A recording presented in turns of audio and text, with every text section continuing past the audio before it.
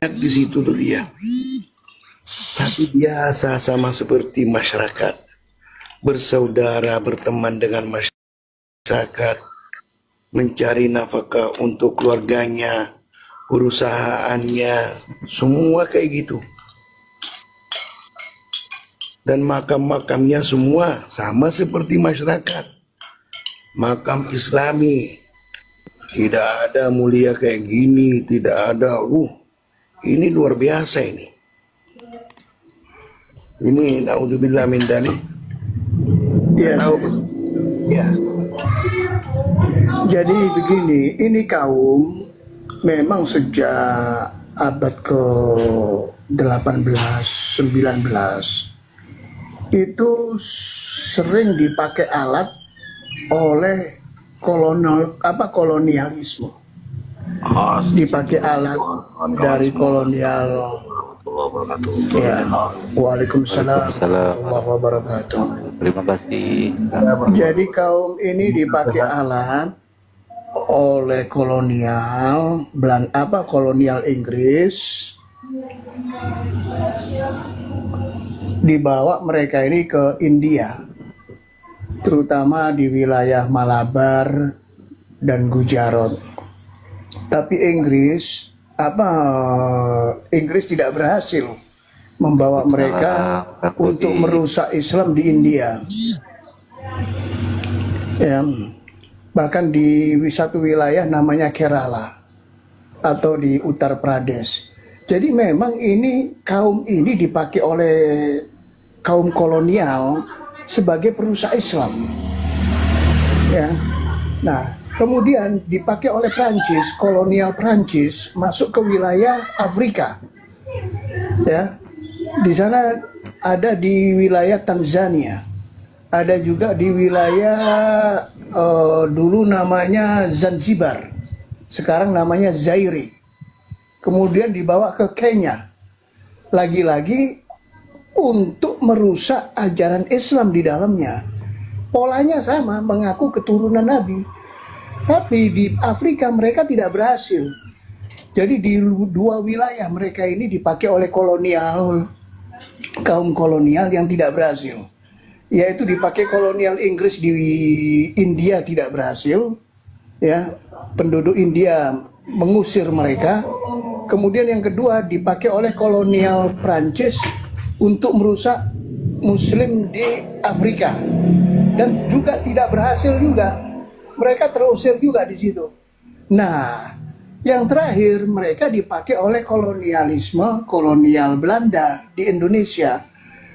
Ya, ada beberapa wilayah yang menolak kedatangan mereka, yang pada saat itu memang dibawa oleh Belanda untuk masuk. Salah satunya wilayah Minang. Pada saat itu Tuanku Imam Bonjol itu, coba ya kita searching di Google ataupun di buku-buku sejarah tentang perang Padri dan tentang pahlawan yang bernama Tuanku Imam Bonjol. Itu ada sejarahnya.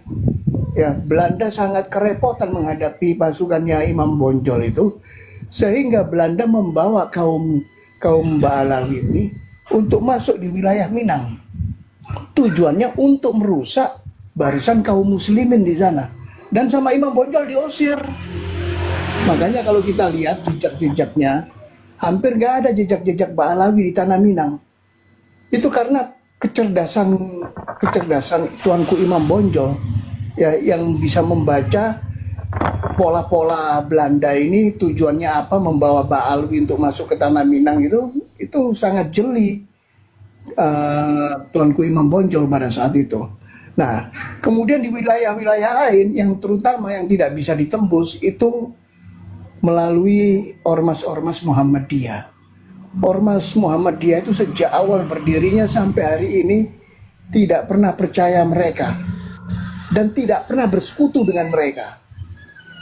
Itu hanya saja mereka mendapat peluang yang mereka bisa diterima itu di kalangan NU. Nah, di sini mereka mendapat vitamin, mendapat nutrisi, ya, mendapat nutrisi untuk membangun kekuatan mereka di Indonesia. Jadi, memang kaum ini kaum perusak dan sudah dipelajari oleh kaum kolonialisme itu sudah dipelajari. Islam yang dibawa oleh kaum Ba'alawi ini, sekte Ba'alawi ini bagus untuk merusak Islam. Makanya mereka selalu bersekutu dengan kolonial. Ya, di wilayah penjajahan Inggris mereka ikut Inggris, di wilayah penjajahan Prancis mereka ikut Prancis, di wilayah penjajahan Belanda mereka ikut Belanda. Jadi ini bukan di Indonesia saja korbannya ini, tapi di antara negara-negara lain Indonesia yang paling berhasil bagi mereka. Makanya sampai mereka berani mengeluarkan pernyataan bahwa Indonesia ini milik Aulia Tarim. Itu pernyataan-pernyataan syaitan. Ya, bahkan orang Arab pun tidak terima dengan pernyataan itu. Ya, itu pernyataan tidak diterima juga oleh orang-orang Arab. Karena itu pernyataan sombong, arogan. Ini saya tanya Bang Paplo ini. Indonesia negara Tarim. Ya kalau dipanggil kota nggak tahu itu kota atau kampung itu atau desa. Bagaimana bisa Indonesia, negara Indonesia dijadikan milik Tarim gitu? Ya biasanya al-far'u ya'udu ilal asl. Jadi cabang itu kembali ke asalnya. Jadi kalau kota dalam negara, tapi milik Tarim gimana? Mereka itu berusaha berubah sejarah, berusaha berubah budaya, berusaha berubah semua agama. Ini fakta ini. Kalau sejarah tidak bisa, cuman generasi-generasi yang baru itu butuh belajar sejarah. Ketika belajar sejarah Indonesia tidak bisa diberubahin. Selama generasi-generasi yang depan belajar sejarah Indonesia yang benar tidak bisa diberubahin oleh mereka itu. Masalahnya mereka sudah tahu bagaimana, mohon maaf ya, status masyarakat di Indonesia. Makanya banyak yang tidak tahu, paling khusus Muhibbin, tidak tahu sejarah. Makanya mereka itu berani berusaha diberubahin sejarah Indonesia, berusaha diberubahin budayanya juga. Nah ini sama seperti, mohon maaf ya, dalam bahasa Indonesia tidak ada ana, ente, ane, antum, itu tidak ada. Dimasukin dalam bahasa sampai Muhibbin sekarang dipakai ana, ente, antum. Memang itu kalau Anda mau belajar bahasa Arab atau mau ngomong bahasa Arab, silakan belajar yang benar. Belajar lughatul Quran. Jangan dicampurkan bahasa. Cuman ikut-ikutan. Ini bukti bahwa mereka itu ikut-ikutan saja. Kalau budaya tidak bisa diberubahin juga selama generasi-generasi memegang budaya Indonesia dan tidak diberubahin. Nah ini yang kebahayaan benar. Yang paling bahaya masalah ajaran sesat biasa, saudara. Kata mereka madhab Imam Syafi'i, tapi kelakuan mereka itu bukan ahli sunnah wal jamaah. Bukan. Tidak ada ahli sunnah wal jamaah yang menyembahkan makam-makam kayak gini. Coba lihat makam ini hijau. Ini ajaran mana? Madhab mana ini? Nah tuh, ini mau apa dari makam perempuan? Perempuan datang ke makam itu. Ini lagi ngapain ini? Lagi ngapain di makam ini? Ini lagi bicara sama mayit atau gimana ini? Lagi dicium sama mayit. Subhanallah. Assalamualaikum Os Syekh. Waalaikumsalam warahmatullahi wabarakatuh. Ya kami lihat Senam dulu dilarang ziarah ke makam, ziarah ke kubur. Selagi itu dibolehkan. Kenapa? Biar umat Islam ketika ziarah ke makam Ingat, selama saya seumur sehidup, akhirnya saya akan masuk ke makam ini. Jadi kembali kepada Allah Subhanahu wa taala. Dan untuk berdoa kepada leluhurnya, kepada orang tuanya, kepada orang muslim yang ada dalam makam. Nah, mereka diberubahin. Ayo, siapapun dari para habaib atau muhibbin, tunjukkan dari Quran atau dari sunnah atau dari 4 madhab ajaran kayak gini di makam-makam. Saya taslim. Jangan membawa kitab balui. Saya minta dari Quran atau sunnah atau dari 4 madhab yang diajarkan makam-makam menjadi kayak gini. Tidak ada. Wallahu ta'ala. Silakan. Mereka kan sudah menyatakan dengan tegas, terutama Ketua Robito Alawiyah itu sudah menyatakan dengan tegas, kalian mengikuti Quran dan Sunnah itu sesat apabila tidak mengikuti habaib. Jadi nggak Quran dan Sunnah aja sesat, apalagi imam mazhab, apalagi ulama. Gitu loh saya. Jadi ajaran mereka ini bukan ajaran Quran dan ajaran Sunnah, ajaran sekte Ba'alawi. Pak Kiai, kalau berkata begini, bagaimana saya bisa percaya dia alim? Nah, maka itu kita ya nggak ada, kalau mau dipakai otaknya, kita bisa menyatakan bahwa mereka itu orang-orang tukang tipu, keturunan tukang tipu. Nah, bukan kalau orang alim, bukan orang berilmu. Iya. Mereka kalau alim tidak akan memakai istri orang dan menghormati keluarga orang, rumah tangga orang. Bukan mengambil istri orang, itu atas nama Duriyah. atas nama Duriyah. Atas nama Nabi. Syafaat. Atas nama syafaat. Syafaat. Na'udzubillahi min zalik. Allah. Coba saudaraku cari yang namanya Markas. Jadi jelas ya, iya. Memang mereka itu selalu ya mengeluarkan hurufat kepada umat secara masif.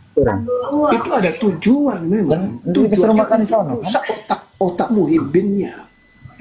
Hurufat itu Assalamualaikum. Saya turun dulu Pak. lebih rusak.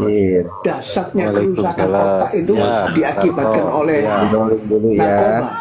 Ya, dibandingkan dengan kerusakan otak yang diakibatkan oleh hurufat. Hurufat jauh lebih dahsyat kerusakannya. Nah, dengan hurufat itu setelah diyakini oleh mereka itu seperti binatang ternak yang ditarik hidungnya ke sana kemari ngikut. Bahkan disuruh makan sisa makanan di giginya mereka, itu mereka mau makan.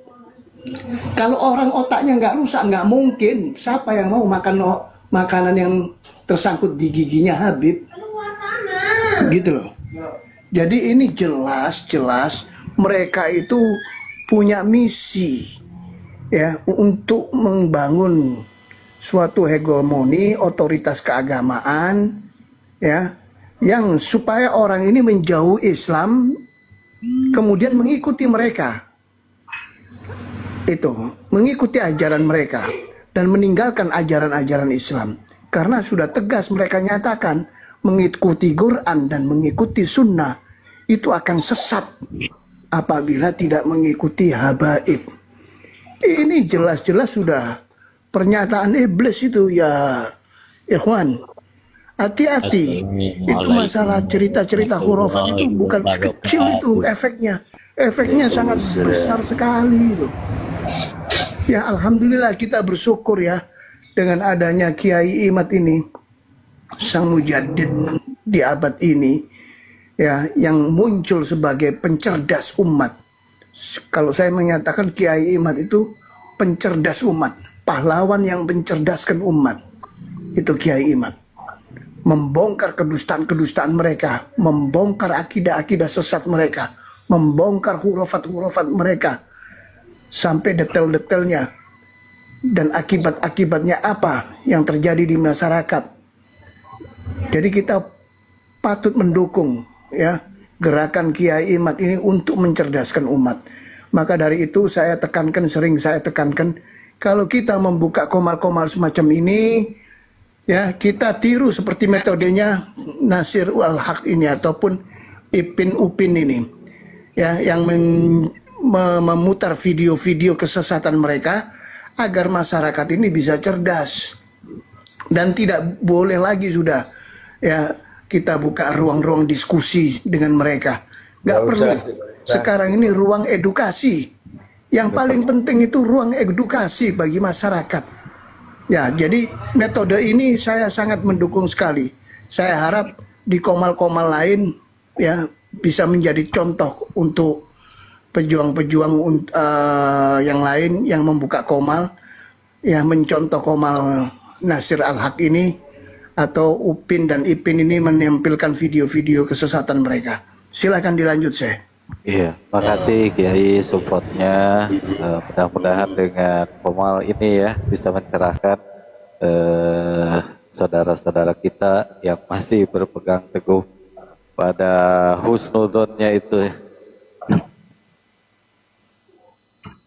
Ya, Kang M pribadi. Kang Reject dulu, Kang Reject Sihab, silakan Kang Reject Sihab. Ya, terima kasih. Mohon maaf ini kepada para ustadz ini, aku tak pandai dalam beragama ya, aku bukan orang alim. Jadi hari ini adalah hari kemerdekaan bangsa ini yang ke-80. Aku sangat berbahagia kali sebagai warga negara Indonesia. Dan dengan adanya polemik nasab ini, alhamdulillah juga tadi aku itu upacara di Pemda langsung dipimpin sama Bapak Bobi di situ. Nah, di situ aku perhatikan yang mana di situ undangan tak ada Habib Ba'lawi begitu ya. Dan dari peserta itu kan banyak yang memakai kostum ada daerah masing-masing. Di sini tadinya aku berpikir bahwasannya adalah yang berkostum yang pakai gamis dan sorban segede ban Vespa itu. Ternyata tidak ada. Itu. Dan kutanya kepada panitia, apakah engkau mengundang dari Habib Ba'lawi? Apa itu Habib Ba'lawi? Aku jelaskan dan ternyata tidak ada undangan untuk pihak mereka gitu. Bukan aku membenci Arab, tapi aku ini memisahkan yang mana orang Arab, yang mana orang Ba'lawi. Karena Ba'lawi itu bukan orang Arab. Begitu. Alhamdulillah kali aku menengok ini tak ada. Mereka diberikan panggung sebagai tamu undangan di pemerintahan begitu. Dan ku tengok juga di YouTube itu di Jakarta pun tak ada mereka diberikan panggung gitu. Ya seperti itu aja, rasa bahagiaku hari ini berarti berefek sekali. Pemerintahan sekarang sudah tak memberikan lagi panggung buat mereka. Begitu host dan semuanya. Terima kasih Kang Reject. Mengenai upacara 17 Agustus ini ada kesannya ada politik juga. Kenapa? Kalau kita kembali kepada tahun 2019, tahun 2020, 2019, ketika Prabowo ini didukung oleh dari kalangan mereka, jelas mereka itu mendukung dengan mengatasnamakan ijma ulama. Prabowo ini 2 kali kalah didukung sama mereka secara politik. Tapi ketika kemarin tidak didukung sama mereka, Prabowo bisa menang. Itu sehingga secara politik mereka diabaikan sekarang. Lihat aja KDM kemarin. jelas-jelas menyentil tentang mereka dan mereka melawan dengan tidak boleh memilih Deddy Mulyadi karena orang musyrik, tapi menang jauh, menang telak itu Deddy Mulyadi, sehingga secara politik mereka terabaikan sekarang ini. Ya mungkin itu alasannya sekarang mereka tidak menjadi tamu kehormatan di upacara-upacara besar tentang di Indonesia ini. Akan. Assalamualaikum warahmatullahi wabarakatuh. Waalaikumsalam. Assalamualaikum warahmatullahi wabarakatuh. Perjalanan Rasulullah semasa hidupnya selalu membebaskan budak-budak. Jadi beda jauh sama Ba'alawi, malah mencetak budak. Rasulullah Betul. sangat Lihat itu orang gila itu siapa? Si Umar itu lagi ngapain itu orang gila? Lagi lihat Rasulullah hadir Orang itu. sinting ini.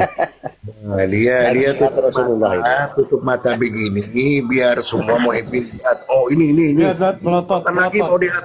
Dia Sebentar dengar lagi itu mau lihat kita baginda ngomong. Rasulullah. Pas buka matanya kayak gini. Iya.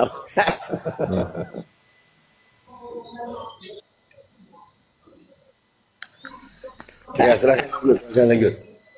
Jadi barang siapa yang tidak mengikuti ketentuan Nabi Ngibul itu ngibul. Lihat yang ditunjukkan dari Nabi, Sunnah, dan Al-Quran. Sallallahu alaihi wasallam. Masalah juriyah Rasulullah itu. atau Habib itu panggilan di Yaman. Anak pernah dengar Allah ya Rabbi. karena anak pernah ke sana. Allah. Ada seorang anak laki-laki dipanggil abinya itu, ya Habibi, ta'al, ya Habibah, ta'al. Jadi dipakai di sini karena sabdanya Nabi, menjaga keturunanku, bukan itu maknanya. Yang jelas keturunannya waktu Rasulullah Shallallahu Alaihi Wasallam dari majelis melihat putrinya menangis dari pagi hingga hingga siang, lalu ditanya sama Rasulullah, ya Fatimah putriku, apa yang kau tangisi? Apa jawab putrinya? Nggak bilang abi, nggak bilang apapun, cuman hanya bilang ya Rasulullah, ya Habibullah, namamu bersanding dengan Allah. Ini putrinya loh. Namamu bersanding dengan Allah, sedangkan aku manusia biasa. Bisa nggak kita ketemu ya Rasulullah? Ini jawab putri. Ada di sejarah Nabi Muhammad itu, kalau nggak lihat baca. Kata Rasulullah, bisa ya putriku. Langsung diambilnya sorban yang warna hijau kesukaan Rasulullah. Bahkan Ummu Salamah mau masuk pun nggak boleh. Apa dijawab sama Rasulullah? Diliputnya dengan sorban Rasulullah 5 orang ini, Hasan, Husain, Ali, Fatimah Zahra, Rasulullah. Apa jawab Rasulullah waktu itu? Li khamsatun nutubiha arad wa batil khatimah wal mustafa wal murtada wa abnahuma wal fatimah. Ini kelakuan-kelakuan Ba'alawi malah menjatuhkan marwah-marwah Nabi. Sahabatnya nggak pernah diagung-agungkan, hanya leluhurnya aja diagung-agungin. Sahabat Nabi ini Masya Allah derajatnya. Ini cuman leluhurnya aja diagung-agung. Ini udah jauh, Bang. Anggang ke langit, tanah dan bumi itu, langit dan bumi udah jauh perbedaan. Maka kalau dia mengatakan nama cucu Nabi, wajib dipertanyakannya. Wajib hukumnya buat umat Islam, umat Nabi. Karena Nabi Muhammad ini asrofulil maujud. Semua manusia punya nurnya Muhammad. Muhammadun, Ahmadun, Mustafa, Murtaja, Mujaba, Mujibun, Mujabun, To'a, Yasin, Alaihissalatun daimun lam tupataki an-Nabi Muhammadur Rasulullah. Ini julukan dari Allah maha besar. Kok bisa disepelein sama dia orang? Nabi Muhammad bangkit dari kubur. Itu udah hinaan, Masya Allah. Masa bangkit dari kubur cuman untuk jarah ke wali kutub, kurang ajar. Karena selaku orang Arab kecewa, benar-benar kecewa. Kecewa. Silakan ente mau ngaku kayak gimana juga silakan, tapi tunjukkanlah akhlak Nabi. Jangan merendahkan Nabi. La bi amrina haja malaisa min fahuwa. Barang siapa yang tidak mengikuti ketentuanku, maka dia tertolak. Itu kata Nabi. Wala Fatimatu binti Sarqat wala tu'tu yadaha. Bila mana anakku mencuri, aku akan potong tangan. Apalagi baru cucunya kurang ajar. Ngaku-ngaku cucu akhlaknya nggak keluar dari garis-garis setan. Keluar Itu dari kalau garis. memang benar cucu. Padahal bukan cucunya itu, hanya ngaku-ngaku. Mohon maaf, saya nggak benci dengan makhluk. Allah tidak boleh kita membenci makhluk. Tapi kelakuan yang tidak baik wajib. Hakulil haqqo walau kana muron. Katakanlah yang benar walaupun pahit. Wow. Ya segitu dulu sahabatku. Mohon maaf, bukan mengajarkan. Bukanlah laskar sang pemberani, membela ulama kiai pribumi, Trawali Songo pewaris negeri. Gelora jiwa ini tak tertandingi, jangan coba-coba mengganggu negeri. Ulama kami terhina, kami pun tak terima, siap jihad jadi semboyan kita. Kami adalah laskar sabilillah, pecinta Wali Songo dan para anbiya, pewaris peradaban Islam di Nusantara, hingga berkibar bangsa Indonesia.